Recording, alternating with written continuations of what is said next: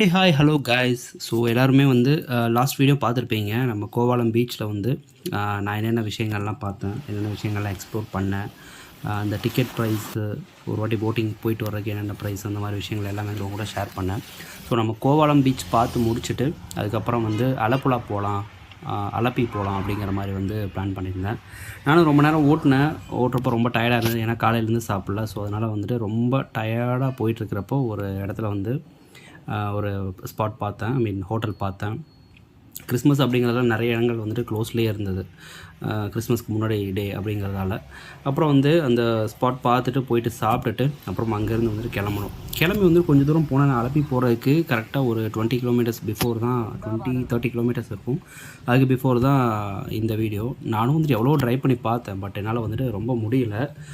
அந்த பரோட்டா சாப்பிட்டதால என்னமோ தெரில, நான் வண்டி ஓட்டிகிட்டு இருக்கப்பவே வந்துட்டு எனக்கு அப்படியே கொட்டாய் வருது. அதனால் வண்டி ஓரமாக போட்டு கொஞ்சம் நேரம் அப்படியே வந்துட்டு நிப்பாட்டிட்டு லைட்டாக ஒரு சின்ன தூக்கம் போட்டுட்டு ஒரு ½ டம்ளர் டீ அடிச்சுட்டு அதுக்கப்புறம் வந்துட்டு கிளம்புனேன். அதுக்கப்புறம் நம்ம எடுத்துகிட்டு கொஞ்சம் தூரம் போன ரூட்லேயே பார்த்தோம்னா ஒரு 4-5 பிரிட்ஜு வந்துட்டு பார்த்தேன். அலப்புழா பக்கத்தில் போகிறப்போ ஃபுல் அண்ட் ஃபுல் ஹார்பர் செட்டப்பில் இருந்தது. சுற்றி ஃபுல்லாகவே தண்ணி, பிரிட்ஜு இந்த மாதிரி செட்டப்பில் இருந்தது. அது பார்க்குறதுக்கு வந்துட்டு ஒரு பக்கம் நல்லாவே இருந்தாலும் ஒரு பக்கம் வந்துட்டு லைட்டாக பயமாக இருக்குது. ஏன்னா வண்டி வந்துட்டு ஒரு 4-5 வண்டி, ஒரு பெரிய ட்ரக்லாம் போகிறப்போ வந்துட்டு லைட்டாக அந்த பிரிட்ஜு வந்துட்டு வைப்ரேட் ஆகுது. நீங்கள் அடுத்த வீடியோ நல்லா கவனித்து பாருங்கள், அதை நான் கரெக்டாக வந்துட்டு மென்ஷன் பண்ணியிருப்பேன், கவனித்து பாருங்கள்.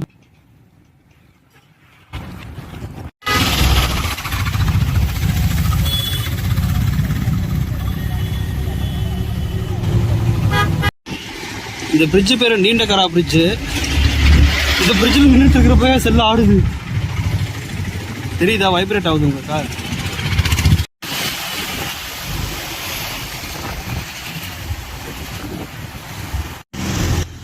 அப்புறம் அலப்புழா என்ட்ரான ஒரு 10 நிமிஷம் இருக்குங்க. 10 நிமிஷத்தில் வந்து நான் பைபாஸ் வழியாக தான் போனேன். நம்ம சிட்டி என்ஹெச்சில் போகாமல் பைபாஸ் வழியாக போனோம்.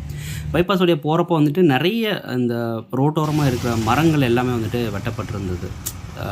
கேரளானாலே வந்துட்டு அந்த இயற்கை விஷயங்கள் எல்லாமே வந்துட்டு பாதுகாத்து வச்சுருப்பாங்க.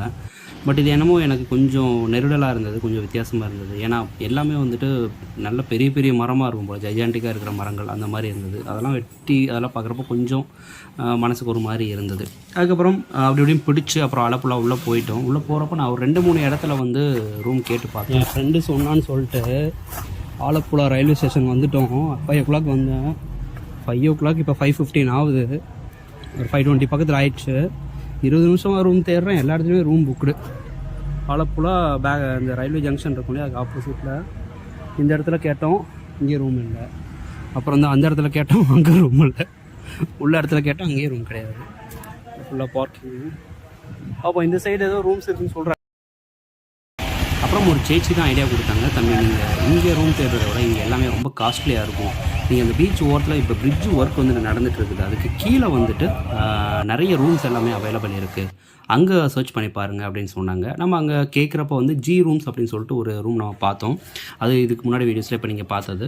அது கிட்டத்தட்ட வந்து ஒரு நாளைக்கே வந்துட்டு அவர் எவ்வளோ கேட்டார்னா 600 சம்திங் தான். 600 தான் வந்து கேட்டார்.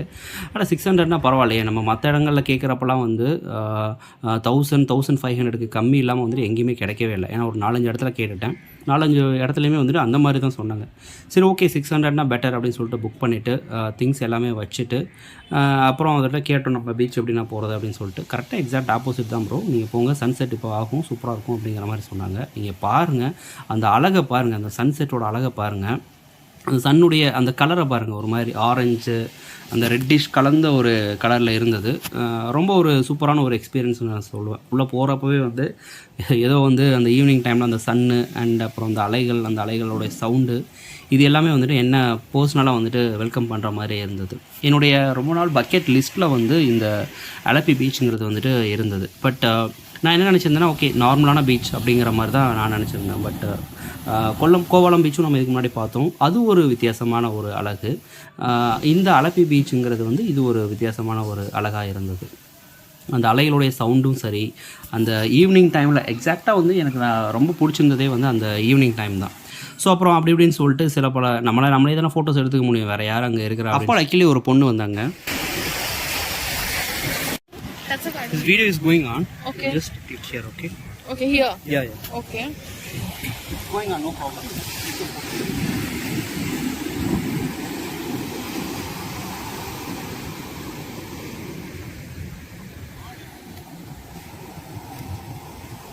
Can you go back? It's half a frame.